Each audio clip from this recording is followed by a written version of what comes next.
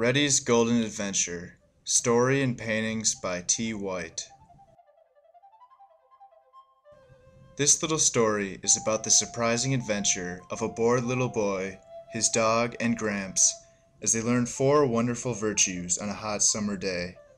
Along with a cast of thousands, this story is exciting, fun, and kind, teaching children about the forest, respect for grandparents, and of course, the love that a child has for his dog. There is a special time when children daydream, that glittering bauble called imagination, and conjure up all sorts of things, including the nincompoops, who are blue, the knight in shining armor, the golden butterflies, and the big black nose and creepy fog. The lake called Minnetonka, with its many bays and its big mysterious island, inspired the paintings in this book. The Indians once lived here, and you can still see Indian mounds if you look real hard. The island is home to ghosts from the past and once was world famous. As people from all over the world came to play on her shores, they were filled with fantasy and dreams, only to have them vanish in the past. Now the island is home to eagles and creepy crawlers. It is fertile ground for young boys to find treasure and odd little creatures hooting at them from above. "What can I do today? I am so bored," said the boy as he poked his dog, Reddy. Then, in the stillness of the afternoon sun, a golden butterfly landed on the dog's big nose. "Ruff, ruff!" barked Reddy as the butterfly flew away, hopscotching across the lake towards the big mysterious island out in the bay. The day smelled of adventure, and the 2 heroes couldn't wait to jump into Gramps' trusty old rowboat and follow the glittering butterfly. As they rowed out to the strange island, the boy remembered the stories of monsters.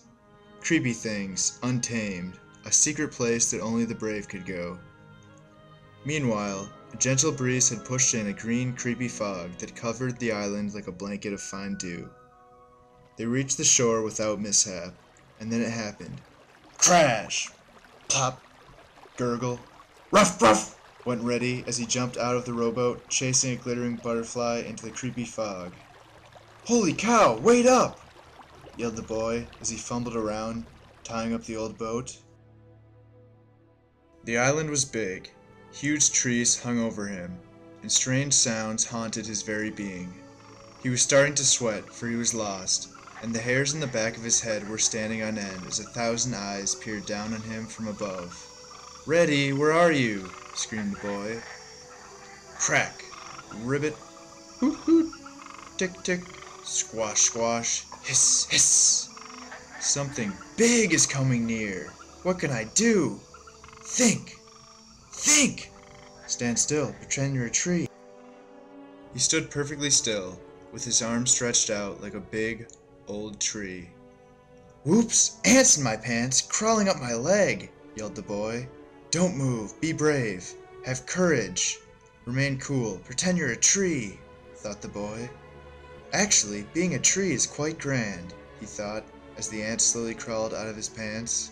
A tree sees everything as it stands firm and strong on the forest floor, its roots digging deeply into the soil. The forest is like a city, alive with creatures crawling and flying by, with everyone doing their job.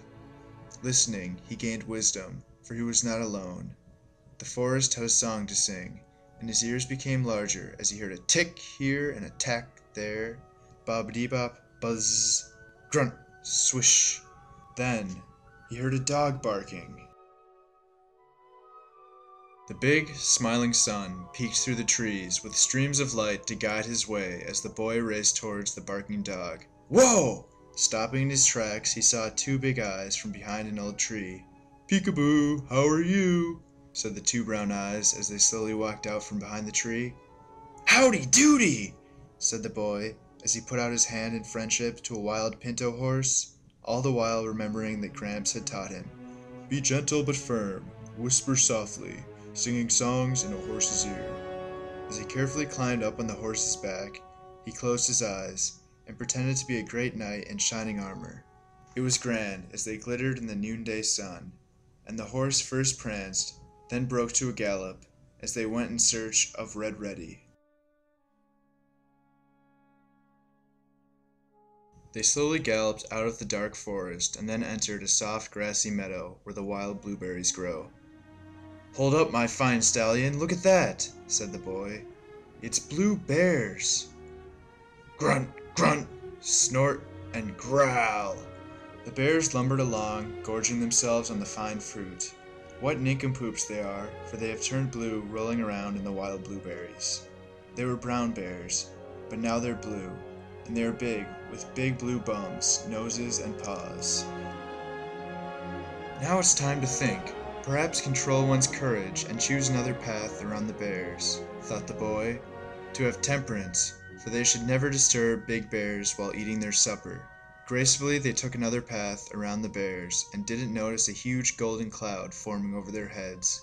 His eyes were sparkling and a tingle went through him as he looked up in wonder at thousands of shimmering butterflies, heading for a secret place as they fluttered, sputtered, and flapped away. Hi-ho, let's giddy up and go," said the boy as they followed the golden horde riding fast and hard. Up, up, into the rocks they went, until they came to the edge of a huge canyon, and there on a cliff stood Reddy, with wild horses, beautiful to behold. "Thank goodness I found you, Reddy!" yelled the boy, as the two hurried off to their waiting friends. Now the sun was riding high in the sky, and its brilliant rays streamed into a cave that Reddy had found while chasing those golden flies. "What have you found?" asked the boy, as the dog licked his face with delight. Drip, drip, drippity drip. Little drops of gold fell off stalactites onto thousands of butterflies below. The small cave twinkled like Christmas morn as the sun streamed in and the pair entered a world of treasure beyond belief. Gold, gold, gold everywhere, and to his amazement, Reddy had turned to a golden boy, his fur covered in dazzling gold dust. Meanwhile, the big smiling sun was slowly sinking below. The earth and the boy had forgotten about his grandpa. It was late in the day. Poor Gramps would be worried. "We must have justice and be fair to Gramps," thought the boy. Then the big nose stood on top of the canyon. Sniff, sniff, snort, snort. He smelled the rowboat and off he went, leading the way as the boy waved goodbye to his friends. "Ruff, ruff!" barked Reddy as the boy slowly opened his eyes from a deep sleep to see a big smiling face looking down on him. "Well, what have you been doing today, young man? Were you bored?" asked Gramps. "Wow, egads no! The most amazing thing happened," said the boy as Gramps sat down to listen. When he was done, Gramps said, "Amazing that you have learned the 4 virtues of the ancient philosophers: wisdom, courage, temperance, and justice. All from a daydream on the dock." "But Gramps, it really happened. I know it did," he said. Gramps smiled with a kindly look. "Sure, son, I believe you," as he chuckled to himself. No way could those knuckleheads row to Big Island and see bluebears, golden butterflies, and pinto horses. Gramps thought it was best to change the subject. "Well, come on you two, let's eat. I made a big blueberry pie, and Reddy can have some too," said Gramps with a smile. Then all of a sudden, Gramps' face froze in disbelief. "Whoa, hold on there, Reddy. You're golden. Eureka!